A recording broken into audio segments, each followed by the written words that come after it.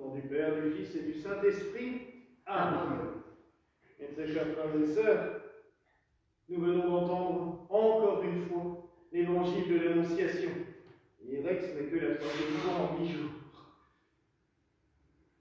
C'est parce que nous sommes le mercredi des 4 temps d'hiver.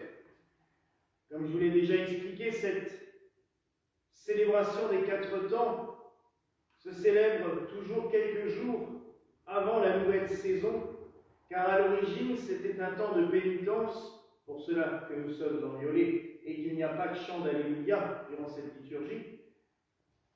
C'est un temps de pénitence pour nous préparer par la prière, par les jeûnes, à la saison qui arrive. Vous savez que l'Église, pendant très longtemps, a toujours aimé sanctifier non seulement le temps, les saisons, c'est-à-dire vivre en parfaite harmonie avec l'univers créé, et donc marquer les temps cosmiques par des célébrations liturgiques. Ce temps, les 4 temps d'hiver, nous permet aussi de nous remettre un petit peu en ordre de marche pour Noël.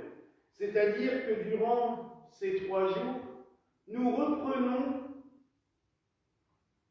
les célébrations, non pas célébrations, nous reprenons les évangiles qui nous ont amenés jusqu'à la nativité. Ainsi, aujourd'hui, c'est l'Annonciation.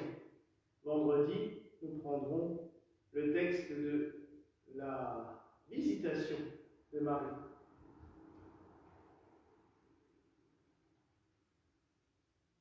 Ce temps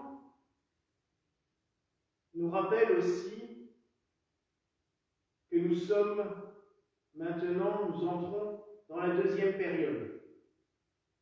Nous basculons. L'Avent, troisième période, puisque nous avons l'Avent Gallican, mais là, nous arrivons dans un temps où même les fêtes des saints ne seront plus importantes par rapport à la liturgie.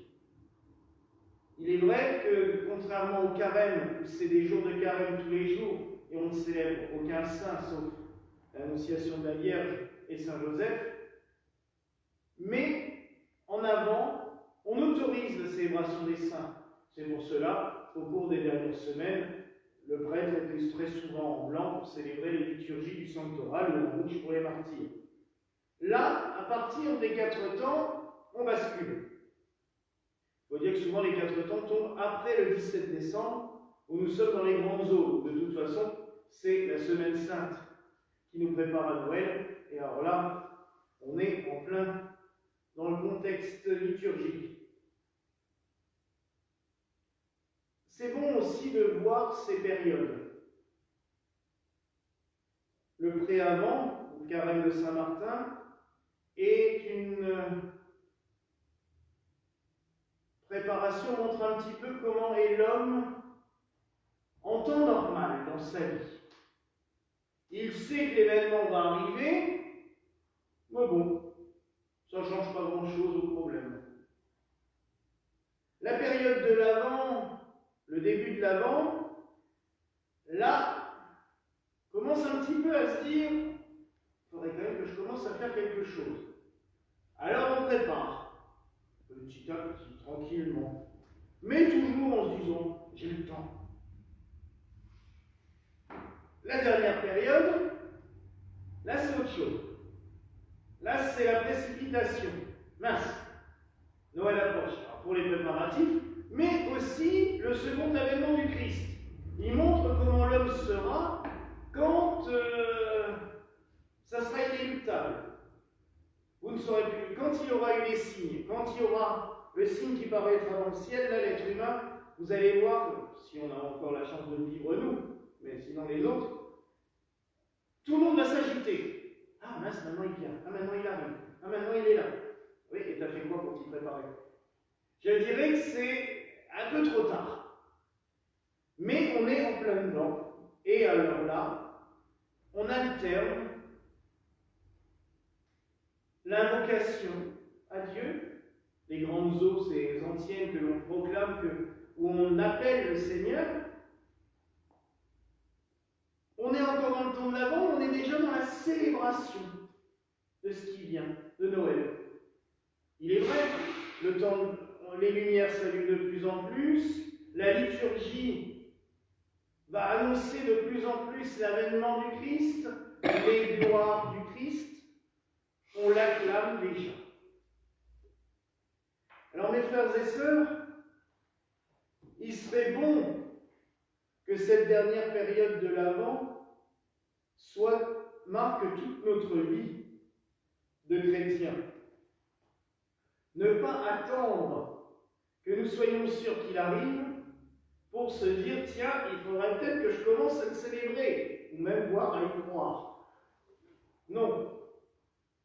La dernière période de l'Avent montre ce que nous devrions être en permanence, dans l'attente du Christ en permanence.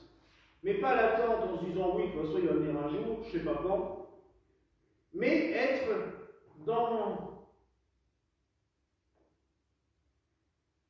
les préparatifs ultimes, tout le temps.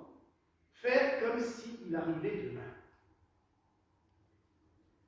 Un petit peu être plus proche des vierges sages que des vierges folles. Car il faut bien reconnaître que les deux premières périodes, c'est un peu le chrétien, oui, s'il arrive, j'aurai toujours le temps d'aller chercher de l'huile. Oui, s'il arrive, j'aurai toujours le temps de faire une bonne confession, histoire d'être bien propre quand il sera là. Non, il faut être prêt. Et cette dernière période de l'Avent nous montre bien à quel point on a besoin d'être prêt quand il sera là. Faire tous les jours, ça serait bien d'ailleurs dans notre temps, faire tous les jours comme si c'était le dernier, faire tous les jours comme si on était à la veille du retour du Christ. Être en permanence, non seulement dans cette attente, mais surtout pas dans cette peur. Je ne veux jamais entendre ça. Ah oui, mais quand il va revenir, il va tout casser. Il va nous juger. Oui, mais si on est prêt, on doit plutôt être dans la joie de se dire enfin, il va arriver. C'est un petit peu le message de dimanche dernier. Nous sommes dans la joie parce qu'il vient. Alors vous comprenez, mes frères et sœurs, ce basculement est intéressant. Le temps, les 4 temps, j'anticipe un peu sur vendredi, mais comme tu ne seras pas là, au moins tu le sauras. Le vendredi des 4 temps, nous lisons aussi une lecture qui nous rappelle la fête de Hanouka, la fête juive, car elle tombe aussi à cette période-là. Cette année, je trouve ça magnifique parce qu'elle commence justement vendredi. La veille du jour où nous allons commencer à allumer notre chandelier à cette branche, et le jour même où notre liturgie nous fait relire le passage qui raconte l'événement miraculeux, donc la multiplication de l'huile dans le chandelier, qui a permis avec une fiole d'huile d'allumer pendant 9 jours le chandelier du temple. Alors que d'habitude, une fiole d'huile, c'était pour une journée. Et là, pendant 9 jours, ils ont pu rallumer les lampes sans problème, parce que l'huile se multipliait.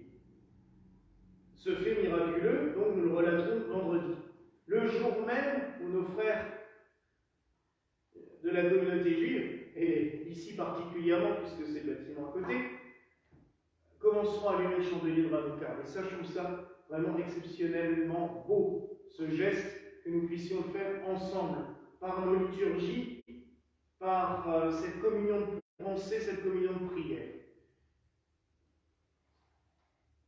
Vous voyez que la période des 4 temps est quelque chose d'assez fort.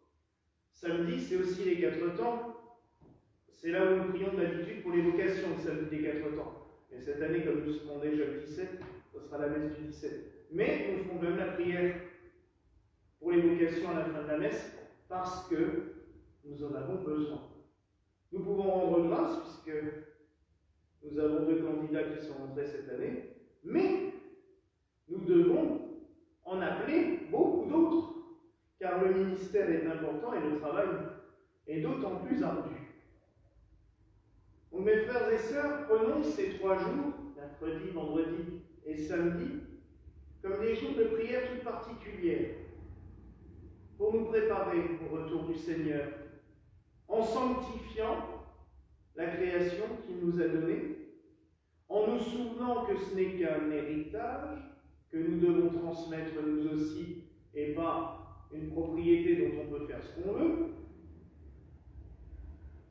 en nous souvenant aussi des racines de cette fête, de cette période, en nous souvenant que le Christ, huile sainte, celui qui a reçu l'onction sacrée, se donne à toutes et à tous, pour marquer comme le miracle que je viens de vous parler pour Hanouka, l'huile qui se multiplie, anticipe aussi le Christ lumière des hommes qui se donne à toutes et à tous en permanence.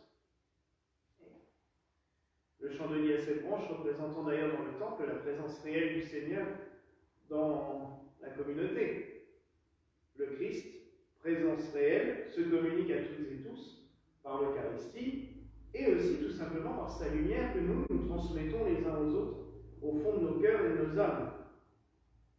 Enfin, par cette demande suppliante que pour préparer le retour du Christ, il nous faut des ouvriers à sa moisson. Donc mes frères et sœurs, prions tout particulièrement pour les vocations aussi, durant ces 3 jours, pour que le Seigneur nous comble par de bons ouvriers, qu'ils soient nombreux mais surtout fidèles et sincères au service du Seigneur. Voilà la grâce que je nous souhaite au nom du Père, du Fils et du Saint-Esprit. Amen.